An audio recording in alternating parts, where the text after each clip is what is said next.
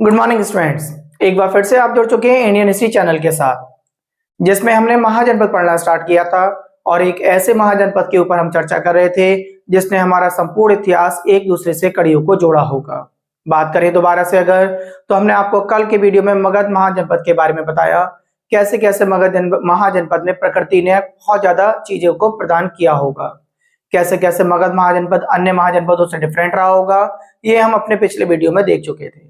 इसके साथ हमने आपको बताया कैसे कैसे मगध महाजनपद को उसके संस्थापक, उसके राजा हर्यक वंश के राजा बिंबिसार ने आगे बढ़ाया होगा, कैसे कैसे उसने वैवाहिक नीतियां बनाई होंगी, कैसे कैसे उसने मैत्री संबंध बनाए होंगे, इतिहास में कैसे कैसे उसे 500 शादियों के लिए जाना जाता है। ये सारी बातें हमने सीख ली थी।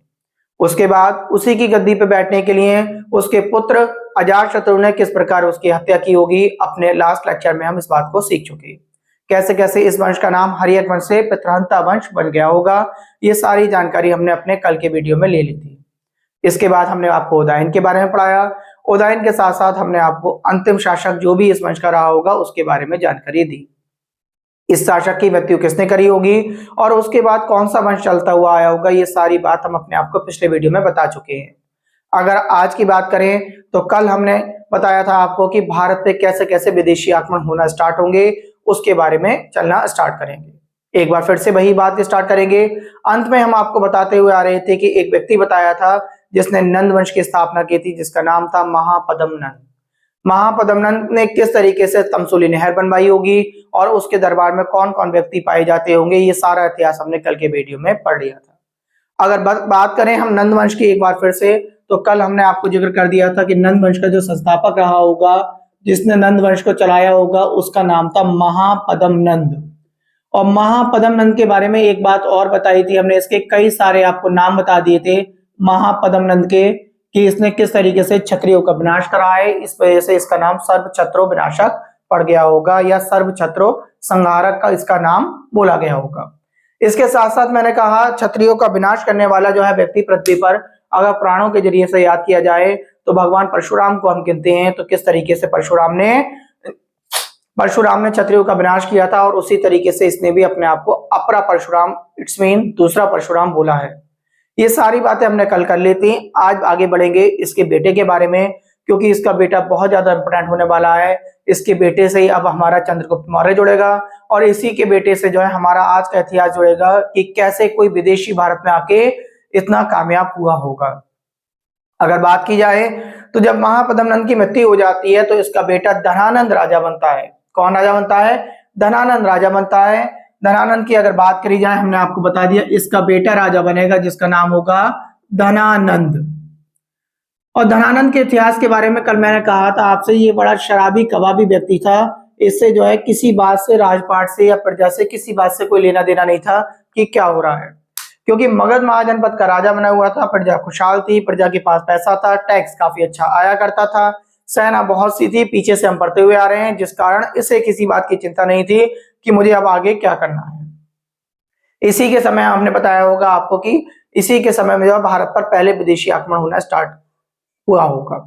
विदेशी आक्रमण की अगर बात की जाए कि आपसे पूछा जा सकता है कि हमें कैसे ज्ञात होता है कि भारत पर विदेशी आक्रमण हुए, तो आप तुरंत बता देंगे एक पुस्तक है जो इतिहास की सबसे ज्यादा इंपोर्टेंट पुस्तक मानी जाती है, उस बुक का नाम है हिस्टोरिका। तो हिस्टोरिका बुक से हमें ये मालूम पड़ता है कि इस पर भारत पर जो है इसके समय में विदेशी आक्रमण होना स्टार्ट हुए होंगे। कौन सी बुक है आपसे पूछ ली जाए तो तुरंत बताएंगे हिस्टोरिका पुस्तक के अनुसार हमें ये ज्ञात हुआ है कि भारत पर जो है विदेशी आक्रमण हुए होंगे। और विदेशी में हमने यूनानी और फारसी दोनों पढ़े हैं। हमने यहाँ पर जो पढ़ेंगे पहले फारसी आक्रमण के बारे में पढ़ेंगे। तो भारत पर पहला अगर आक्रमण इसके समय में याद करेंगे तो फारसी आक्रमण याद रखेंगे। फारसी आक्रमण में भी आपसे पूछा जा सकता है किसने किया, तो आप ध्यान रखेंगे डेरियस प्रथम ने इसी के समय में किया था। और डेरियस प्रथम किस तरीके से भारत की तरफ को बढ़ा होगा, तो सबसे पहले हमने बता दिया डेरियस प्रथम आपको याद हो जाना चाहिए, ये एक फारसी था। और इसका वंश अगर पूछ ले तो हकामनी वंश का व्यक्ति था, ये हकामनी वंश। और इसके साथ में मैंने आपको क्या बता दिया, ये कैसा था, फारसी व्यक्ति था। ये बात आपको याद हो गई होगी। आगे अगर बात करें तो हमने पहले भी बहुत बार आपसे कहा है, अपने वीडियो में हम जो है कंटिन्यू बताते चलते हैं कि भारत पर जो भी आक्रमण की दृष्टि बनती है वो पाकिस्तान की तरफ से जो एक स्थल एरिया बनता आ रहा है, वहां से जो है लोग बाग जितने भी विदेशी हुआ करते थे वो आगे बढ़ा करते थे। जैसे कि अभी हम आपको मध्यकालीन भारत जब पढ़ाएंगे तो उसमें आपको खूब बताएंगे कि किस तरीके से विदेशियों ने पाकिस्तान की तरफ से अफगानिस्तान की तरफ से भारत में प्रवेश करना चाहा है। और आज हम आपको मैप के जरिए से बताएंगे किस तरीके से कौन कौन से स्थल से ये आया करते होंगे। तो डेरियस प्रथम ने जब भारत पे पहला आक्रमण किया होगा तो अगर बात की जाए तो किधर से चला, सबसे पहले इसने पाकिस्तान जीता, पाकिस्तान के बाद सिंध को जीतेगा, सिंध के बाद कंबोज, गांधार को जीता हुआ भारत की तरफ को बढ़ना स्टार्ट किया होगा इसने। तो आपको अगर आपसे पूछ ले इससे तो आप ध्यान रखना, सर ने बताया था सबसे पहले पाकिस्तान की चर्चा की थी, पाकिस्तान के बाद सिंध बताया आपको, पहले पाकिस्तान को आया होगा, पाकिस्तान से सिंध की तरफ को बढ़ा होगा, सिंध से कंबोज और गांधार। कंबोज और गांधार आपको मैं पीछे भी बता चुका हूं, ये दोनों के दोनों महाजनपद थे। कंबोज पाकिस्तान में रहने वाला महाजनपद था और गांधार आपका अफगानिस्तान में था। जिन्होंने हमारे पिछले वीडियो देखे उन्हें सब कुछ ये याद आता जा रहा होगा। अब आज की कहानी बहुत इंपोर्टेंट हो जाती है और शायद इस कहानी के बारे में तो आपने जो है इस व्यक्ति के बारे में तो सुन रखा होगा, बट वो कहानी भी आपको बता दूं जो इतिहास आपसे सबसे ज्यादा पूछता है, एग्जाम के पॉइंट ऑफ व्यू से बहुत ज्यादा इंपोर्टेंट हो जाती है। अब ये व्यक्ति के तो पैर भारत की ओर जम गए, जिसका नाम क्या है, डेरियस प्रथम है और फारसी व्यक्ति है, ये हकामनी वंश का है और इस तरीके से यहाँ पर जीत करते हुए जो है ये भारत की तरफ को बढ़ गया होगा। अब स्टोरी को इसे हम यहीं रोकते हैं, अब दूसरी स्टोरी की तरफ को जो इससे जुड़ने वाली है उसकी बात करेंगे। अब भारत पर यूनानी आक्रमण होना स्टार्ट होगा, यूनान देश की तरफ को बढ़ेंगे हम, यूनानी देश की तरफ को बढ़ेंगे। वहां का जो राजा होगा उसका नाम होगा फिलिप द्वितीय और उसकी जो पत्नी होगी उसका नाम होगा ओलंपिया। जो ओलंपिक गेम होते हैं आपके, जो यूनानी गेम होते हैं, आपने ओलंपिक सुन रखे होंगे, तो वो यूनानी गेम है हमारे यहाँ, ठीक है। तो यूनानी आक्रमण होना स्टार्ट होगा, हम आपको यहाँ पर लिखना स्टार्ट कर रहे हैं, ध्यान से समझेंगे। बात करेंगे हम यूनानी आक्रमण की, बहुत इंपोर्टेंट बात आने वाली है आपके सामने, ध्यान से समझते चलेंगे। यहाँ पर जो हमने आपको राजा बताया उसका नाम था फिलिप द्वितीय, तो फिलिप द्वितीय की बात हो रही है, फिलिप सेकंड बोल देता हूं, और उसकी पत्नी जो है उसका नाम है ओलंपिया, ओलंपिया। अब इन दोनों की एक संतान होगी, उसका नाम है अलेक्जेंडर सेकंड। क्या नाम है उसका, इनका एक पुत्र होगा उसका नाम है अलेक्जेंडर सेकंड। चलिए भाई, इन दोनों के पुत्र का नाम हो गया अलेक्जेंडर सेकंड। अब केवल कहानी की तरफ को बढ़ेंगे और उसके बाद लिखना स्टार्ट करेंगे। देखिए कहानी क्या है, जो इसका अलेक्जेंडर सेकंड का जो पिता है जिसका नाम फिलिप द्वितीय है, उसका सपना था कि मैं जो है संपूर्ण संसार पर राज करूं, उसका सपना था। मगर हुआ क्या, इसकी आकस्मिक मृत्यु हो गई और जब मृत्यु उसकी हुई होगी अपनी ही बीमारी से, अपनी ही उम्र पूरी करते हुए इसकी जब मृत्यु हो गई होगी, तो इसने मरते समय अपने बेटे से कहा, अलेक्जेंडर द्वितीय से, कि मेरा एक बहुत बड़ा सपना था कि मैं जो है पूरे संसार पर राज करूं और मैं अपना सपना पूरा नहीं कर पाया। तो कुछ किताबें ये बताती हैं उस समय इसकी उम्र लगभग 14 वर्ष की रही होगी अलेक्जेंडर द्वितीय की, जब इसके पिता का स्वर्गवास हुआ होगा। तो 14 वर्ष की आयु के समय इसके पिता से छोड़कर जो है चले गए होंगे, मृत्यु हो गई होगी। अब इसने ये सपना देखा कि मैं अपने पिता का सपना पूरा करूं कि संपूर्ण संसार पर जो है विजय प्राप्त करके दिखाऊं। तब इसने अपने आप को युद्ध कौशल में खूब जो है आगे बढ़ाने की कोशिश करेगा और मात्र 17 साल में जो है ये तैयार हो जाएगा, 17 साल की उम्र में तैयार हो जाएगा, मतलब 2 या 3 साल इसने मेहनत की होगी और मेहनत करने के बाद युद्ध के रण कौशल में बिल्कुल कंप्लीट हो जाएगा, पूरा जो है युद्ध के बारे में जानकारी इसे प्राप्त हो जाएगी। आगे क्या होगा, अब ये भी उसी तरीके से जैसे इसके पिता ने कहा था, तो ये सोचेगा कि सबसे पहले मैं अगर जब किसी पर आक्रमण की दृष्टि से बढ़ूं तो अब मुझे भारत की ओर बढ़ना चाहिए। अब मैं भारत की ओर बढ़ूं, भारत की ओर बढ़कर जो है, भारत को सोने की चिड़िया कहा जाता है, लोग बाग इसे खूब लूट लूट के लेकर जाते हैं, क्यों ना मैं भारत की तरफ बढ़ूं, पहले सबसे पहले उसी पर अधिकार जमा लूं। तो ये भारत की ओर बढ़ना स्टार्ट करेगा और जब ये भारत की ओर बढ़ रहा होगा तब जो भारत पर जो राजा बैठा हुआ होगा वो अब डेरियस फर्स्ट की जगह डेरियस थर्ड बैठा होगा, जिसे हम दारा तृतीय के नाम से भी जानते हैं। बात क्लियर हो गई। अब ये क्या है, अलेक्जेंडर सेकंड है, भारत की ओर जब बढ़ा तो अब अलेक्जेंडर सेकंड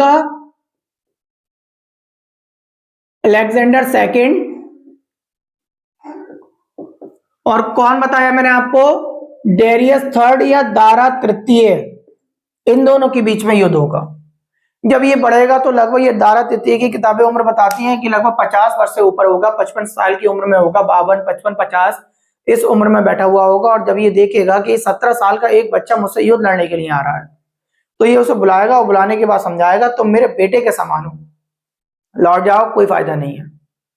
एक कारण तो ये बताएगा कि मैं युद्ध में इतना रण कौशल में आगे हूं और मैं उम्र में तुमसे इतना बड़ा हूं कि मैं जो है किसी भी तरीके से आपसे युद्ध को जीत सकता हूं। आप लौट जाओ, क्यों मारे जाना चाहते हो, आप मेरे बेटे की उम्र की तरह हो, मैं आपको पूरा सम्मान देता हूं, आप वापस चले जाइए। मगर ये मानेंगे नहीं अलेक्जेंडर सेकंड, क्योंकि नया नौजवान लड़का है, मानेगा नहीं बिल्कुल भी बात, और ये कहेगा मैं तो आपसे युद्ध करूंगा, मुझे कोई दिक्कत नहीं है। और दूसरा कारण इतिहास क्या बताता है, इतिहास हमें ये बताता है कि अलेक्जेंडर सेकंड में पर जो थी 40 गुना सेना थी दारा तिथि पर। ठीक है, दूसरा कारण आपको हमने ये बता दिया कि दारा तृतीय ने या डेरियस थर्ड ने जब अलेक्जेंडर द्वितीय से मना करा होगा युद्ध के लिए, तो उन्होंने कहा होगा बोले आप पर जितनी सेना है उसकी 40 गुना सेना मेरे पास है, और मैं आपसे उम्र में भी इतना बड़ा हूं कि मैं आपसे युद्ध को आसानी से जीत सकता हूं। आप मात्र 17 वर्ष के हैं, आप यहां से लौट जाइए। फिर भी दारा तृतीय से ये युद्ध लड़ेगा, और जब युद्ध लड़ेगा तो पूरे संसार की निगाह इसी युद्ध पर होगी कि एक 17 वर्ष का बच्चा अपनी 40 गुना सेना से किस प्रकार लड़ रहा है। तो ये जो युद्ध होगा इसे बोलेंगे गोगोए बेला का युद्ध। जब इन दोनों के बीच में युद्ध होगा तो इसका नाम याद रख लेंगे, गोगोए बेला का युद्ध बोला जाएगा ये। और इसके बारे में अगर बात की जाए तो संपूर्ण संसार इस युद्ध की ओर देख रहा होगा, और इसने जो है बड़ी आसानी से, बहुत ही आसानी से इसे जो है हरा दिया होगा दारा तृतीय को। आप ये सोचिए किस प्रकार इसने जो है युद्ध कौशल के लिए प्रबल बना होगा अपने आप को, या सेना को किस प्रकार तैयार करता होगा कि एक एक सैनिक अपने 40 गुना सैनिकों को मारने के लिए आगे बढ़ रहा होगा। तो ये युद्ध वाकई में बहुत ज्यादा जो है देखने लायक रहा होगा। इस वजह से इसके युद्ध कौशल को देखते हुए, इसके तरीके को देखते हुए, अपने सेना के मनोबल को बढ़ाने वाला देखते हुए इसे अलेक्जेंडर महान बोला गया, इसलिए इसके नाम के आगे द ग्रेट अलेक्जेंडर बोला जाता है। अब आपको ये बात क्लियर हो गई होगी कि सिकंदर जिसे हम बोलते हैं वही व्यक्ति की चर्चा हो रही है यहाँ पर, और अलेक्जेंडर द्वितीय उसी का नाम है सिकंदर का, और उसे महान क्यों बोला गया होगा उसका कारण आज आपको याद हो गया होगा। तो मैं यहां तक समझता हूं ये कहानी पूरी समझ में आ गई होगी कि कैसे कैसे चला, इसके पिता कौन थे, माता कौन थे, क्या सपना था इसका, और भारत में आया तो उस समय भारत का राजा कौन था, भारत के राजा से इसने किस प्रकार युद्ध लड़ा होगा। ठीक, एक बार फिर से मैं उसी चीज को रिवाइज करा देता हूं आपको। मैंने आपको अपनी कहानी में ये बताया कि भारत पर पहला फारसी आक्रमण बता दिया आपको, जो डेरियस प्रथम ने किया था, हकामनी वंश का था ये, और भारत में ये पाकिस्तान, सिंध, कम्बोज, गांधार को जीते हुए बैठ गया होगा। उसके बाद हमने कहा भारत में यूनानी आक्रमण हुए। यूनानी आक्रमण, यूनान देश का जो राजा रहा होगा उसका नाम फिलिप द्वितीय था, उसकी पत्नी का नाम ओलंपिया था, जिसके नाम से आज ओलंपिक हमारे यहाँ चल रहे हैं। उन दोनों का एक पुत्र रहा होगा जिसका नाम था अलेक्जेंडर सेकेंड। जब इसकी मृत्यु हो रही होगी फिलिप द्वितीय की, तो इसने अपने बेटे से कहा होगा कि मेरा एक सपना था कि मैं पूरे संसार पर विजय प्राप्त करूं, और जब मैं विजय नहीं प्राप्त कर पाया, अब इसकी मृत्यु हो गई होगी। तो मृत्यु होने के समय इसकी लगभग उम्र 14 वर्ष रही होगी। इसने 2-3 साल अपने आप को जो है खूब युद्ध में जो है पक्का करा, और 17 वर्ष की उम्र में भारत की ओर बढ़ गया, और भारत पे युद्ध करने की बात इसने कही। जब भारत की ओर बढ़ा तो हमने अपनी कहानी में बताया उस समय अब राजा डेरियस थर्ड बैठा हुआ था, तो उसके पास उस समय अलेक्जेंडर से लगभग 40 गुना सेना थी, और उम्र में भी बड़ा था ये। अलेक्जेंडर को समझाया इसने, बट अलेक्जेंडर ने उसकी बात नहीं मानी। युद्ध लड़ा गया, और एक महान युद्ध लड़ा गया होगा। क्यों? क्योंकि एक एक सैनिक 40 गुना सैनिक पर भारी हो रहा होगा। तो संपूर्ण संसार ने इस युद्ध को देखा, और संपूर्ण संसार ने जब इस युद्ध को देखा होगा तो इस वजह से इसका नाम द ग्रेट अलेक्जेंडर पड़ा, इट्स मीन सिकंदर महान पड़ा। ये कहानी आपको याद हो गई होगी, और आपको ये भी बता दिया इस युद्ध को गोगोई बेला का युद्ध बोला गया। ठीक, अब ये भारत की तरफ को और ज्यादा कदम आगे बढ़ाने की कोशिश करेगा। आगे की कहानी बहुत दिलचस्प होने वाली है, किस तरीके से ये भारत की तरफ को बढ़ना स्टार्ट हुआ होगा। ठीक, ध्यान से समझेंगे। देखिए कुछ नदियां बता रहा हूं मैं आपको क्रम से, ध्यान से समझिए। कुछ नदियां मैं बता रहा हूं क्रम से, कौन सी नदी को पार करते हुए भारत की तरफ को बढ़ता आया होगा। सबसे पहले अगर बात करें कौन सी नदी पे कौन सा राजा बैठा हुआ मिलेगा हमें, ठीक है, किसने अपने आप को स्वयं हार मान ली, किसने जो है इससे बहुत ज्यादा युद्ध के लिए आगे बढ़ा होगा। ठीक है, तो सबसे पहले अगर बात करें सिंधु नदी आएगी, उसके बाद झेलम, चेनाब, रावी, ब्यास, सतलुज। हम 6 नदी के बारे में चर्चा करेंगे। सबसे पहले क्या बताया मैंने, सिंधु और झेलम की बात करते हैं। चलिए, जब ये इन इलाकों को जीतते हुए आगे बढ़ा होगा तो सिंधु नदी को क्रॉस करा होगा इसने, और सिंधु नदी को क्रॉस करके झेलम नदी की तरफ को बढ़ना स्टार्ट हुआ होगा। तो यहां पे एक राजा बैठा होगा, उसका नाम होगा आम्भी। क्या नाम है? आम्भी। तो राजा आम्भी जब बैठा हुआ होगा तो इसने देखा सिकंदर आ रहा है जिसने 40 गुना सेना को अभी हरा कर आया है, तो इसने युद्ध ही नहीं लड़ा और घुटने टेक दिए, अपने आप को स्वयं को पराजित मान लिया। स्वयं को पराजित मान लिया। आपसे पूछा जा सकता है आम्भी और इनका कहां युद्ध हुआ है, तो सिंधु और झेलम के नदी के बॉर्डर पे हुआ है। इसने स्वयं को पराजित मान लिया। यहां पर लिख दे रहा हूं, स्वयं पराजित। क्लियर हो गई बात आपके? चलिए, अब इसने तो मान लिया, अब दूसरी नदी को पार करने की ओर की जब और बड़ा होगा जे, तो वहां पर एक राजा बैठा था, भारतीय राजा बैठा था, जो इसका इंतजार कर रहा था कि चाहे मेरे पास इसके बराबर सेना नहीं है और मैं इससे नहीं लड़ पाऊंगा, मगर फिर भी मैं इस तरीके से घुटने नहीं टेकूंगा। मुझे मरना मंजूर है, मगर अपनी प्रजा के सामने या इतिहास के सामने मुझे जो है अपना सर झुकाना पसंद नहीं है। और उसका नाम आपने अगर पढ़ रखा होगा तो तुरंत ध्यान आता जा रहा होगा। तो देखो मैं आपको बता दे रहा हूं, तीसरी नदी हो जाएगी आपकी चेनाब। तो झेलम और चेनाब के बॉर्डर पे होगा पोरस बैठा हुआ होगा। पोरस जिसे हमने कहीं कहीं पुरु भी पढ़ा है, वो बैठा होगा। बैठने के बाद इससे युद्ध लड़ने की बात करेगा। और सेम ऐसी ही अलेक्जेंडर भी इसे समझाएगा पोरस को, बोले कि क्यों, तुमसे पहले वाला तो अभी घुटने टेक चुका, तुम क्यों मरना चाहते हो, क्यों अपनी प्रजा को मरवाना चाहते हो, हमसे मत लड़ो युद्ध।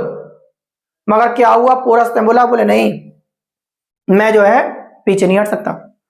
पोरस के साथ में इसका युद्ध हुआ होगा और किताबें ये बताती हैं, हम इतिहास हमें ये बताता है, मात्र 2 घंटे ये युद्ध चला और पोरस हार गया। पोरस हार गया। हारने के बाद क्या करा, पोरस को पकड़ के ये जो है इसके पास ले गए, अलेक्जेंडर द्वितीय के पास ले गए, सिकंदर के पास ले गए। और सिकंदर के पास जब ये खड़ा होगा तो इसने जो है बिल्कुल सिर नीचे करके नहीं खड़ा, सिर आंखें जो है तान के उसके जो है सामने देख रहा था बिल्कुल। सिकंदर ने यानी अलेक्जेंडर सेकंड ने कई बार कहा उससे कि बोले कि तुम हारे हुए हो, तो मैं जो है निगाह नीचे करके खड़ा होना है मेरे सामने, तो मैं पता नहीं हारे हुए का जो है एक राजा का जो है क्या करना चाहिए हमें।